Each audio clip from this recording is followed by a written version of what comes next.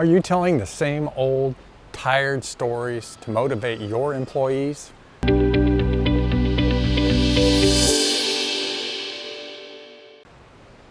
Welcome to Continue to Improve, where every week we provide you with actionable content to help you continue to improve your business and your leadership. This week's episode is all about how to find leadership lessons that linger for a lifetime. Now, I'm vacationing in Myrtle Beach, and I wanted to share with you two experiences that are different sides of the same coin to illustrate how you can find leadership lessons anywhere. All you have to do is mine your experiences to find them. The first story happened yesterday when my wife and I were walking on the beach.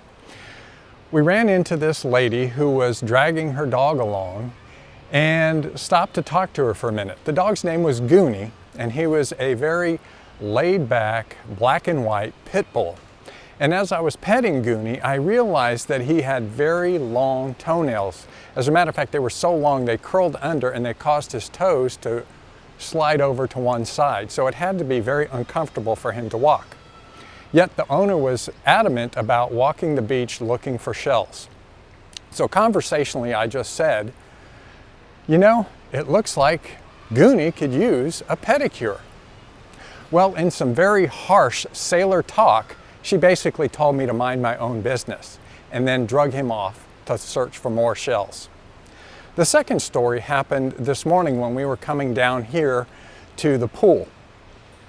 We had pushed the down button for the elevator, and when it opened up, this engineer named Willie was getting off, and we were stepping onto the elevator when I noticed that it had the red arrow pointing up lit up. And I told my wife, I said, oh wait, this is the wrong elevator. We need to wait for the next one. Well, that's when Willie held the door and said, no, come on. And he held up his keys and he says, I have the magic key.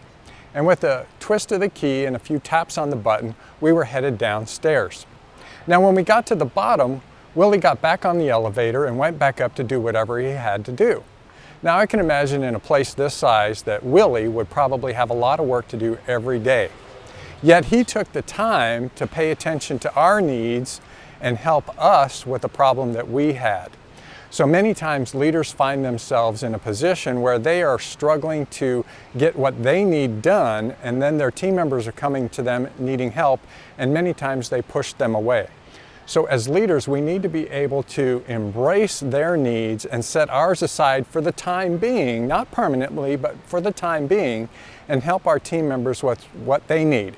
One of the lessons that we teach in TWI job instruction or job relations is that leaders get work done through people.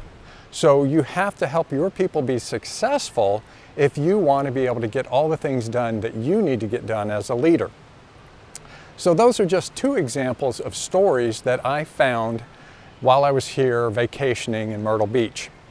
And the lesson is that we really have to set our needs aside and pay attention to those of our team members and our employees. That's it for this week's episode of Continue to Improve. Here's your action steps for this week.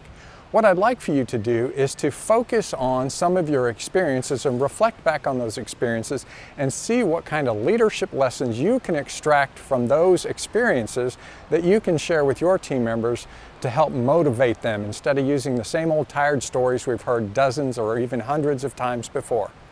Thanks for watching. We'll see you here next week on Continue to Improve, where every week we provide you with actionable content to help you continue to improve your business and your leadership.